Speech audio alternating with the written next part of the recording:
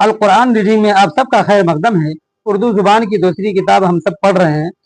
آج کا سبق ہے سبق نمبر 11 یعنی لیسن نمبر 11، ایک کتا اور بلی۔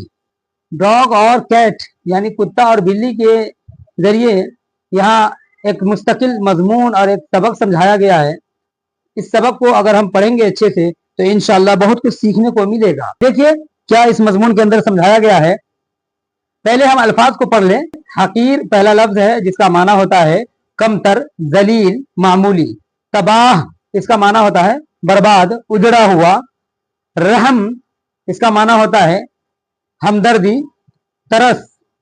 گاہ اس کا مطلب ہوتا ہے مقام، جگہ، موقع بھی آتا ہے، ٹھیک ہے۔ ظلم اس کا معنی ہوتا ہے کمزوروں پر زیادتی کرنا، کسی کے حق کو دبانا، نا انصافی کرنا، یہ سب معنی ہوتا ہے، ٹھیک۔ اب آگے دیکھیں مضمون کو۔ سبق نمبر 11، ایک کتا اور بلی۔ ڈالا ایک کتے نے ایک بلی کو چیر، ڈالا ایک کتے نے ایک بلی کو چیر، سانس ٹھنڈی بھر کے بولی وہ حقیر۔ یعنی ایک کتے نے ایک بلی کے اوپر حملہ کر دیا، پھر یہ بلی اس حملے کی زد میں بے بس ہو گئی، تو ٹھنڈی سانس لینے کے بعد تھوڑی دیر کے بعد اپنے کمزوری اور بے بسی کا اظہار کرتی ہے۔ رحم کھاتی میں اگر چوہے پہ گاہ، تو میرا کیوں حال ہونا یوں تباہ۔ یعنی اس مصرے کا مطلب یہ ہوتا ہے کہ بلی کمزور تھی، بھوکی تھی، لیکن اس کے باوجود چوہے کو دیکھنے کے بعد اس نے حملہ نہیں کیا، چوہے کو اپنا خوراک نہیں بنایا اور اس نے رحم کھائے، ٹھیک ہے۔ اب جب رحم کھائے تو اب اس کا نتیجہ یہ نکلا کہ یہ بلی اب کمزور اور زیادہ ہو گئی۔ جب بھوک تھی تو اس نے کھائی نہیں، دھیرے دھیرے کمزور پڑ گئی۔ اب ادھر سے کتا آیا، بے بس بلی کے اوپر حملہ کر دیا۔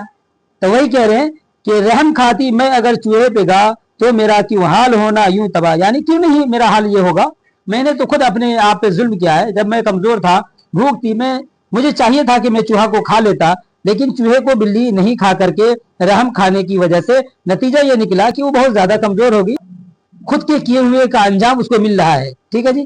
آگے دیکھیں، جو کیا تھا اس کا پھل مجھ کو ملا۔ یہ بلی کہہ رہی ہے کہ جو کیا تھا اس کا پھل مجھ کو ملا، میں کس سے کروں اپنا گلا۔ میں نے خود ظلم کیا اپنے آپ پر، مجھے بھوک تھی، میں چوہے پہ حملہ نہیں کیا، چوہے کو کھایا نہیں، اپنا خوراک نہیں بنایا، کہ جو کیا تھا اس کا پھل مجھ کو ملا، میں کس سے کروں اپنا گلا۔ اب انسان کو بھی اس طرح سبق حاصل کرنا چاہیے۔ دیکھیے کیا ہے کہ ظلم کی ٹہنی کبھی پھلتی نہیں۔ آج انسان اس قدر ایک دوسرے انسان پہ ہی اور دیگر تمام مخلوق پہ ظلم اور تشدد، بربریت میں آگے جا چکا ہے یہ انسان، جسے باز آنا چاہیے، جس سے گریز کرنا چاہیے، پرہیز کرنا چاہیے، اور انسان کو اپنی انسانیت کا وقار ہمیشہ ملحوظ رکھنا چاہیے۔ دیکھیے کیا کہتے ہیں کہ ظلم کی ٹہنی کبھی پھلتی نہیں، ناؤ کاغذ کی صدا چلتی نہیں۔ یعنی ظلم دیر پا نہیں ہوتا ہے، اس لیے کوئی انسان اگر امیر ہو گیا یا کسی بھی وجہ سے اس کو ترقی مل گئی، تو وہ اپنے اہنکار میں آ کر کسی بھی مخلوق پر ظلم نہ کرے، چاہے وہ انسان ہو یا غیر انسان ہو، یعنی حیوان، نباتات، جمادات، کوئی بھی مخلوق، ٹھیک ہے۔ امید کرتا ہوں کہ آپ کو یہ مضمون سمجھ میں آیا ہوگا۔ جزاکم اللہ خیر۔ السلام علیکم ورحمۃ اللہ وبرکاتہ۔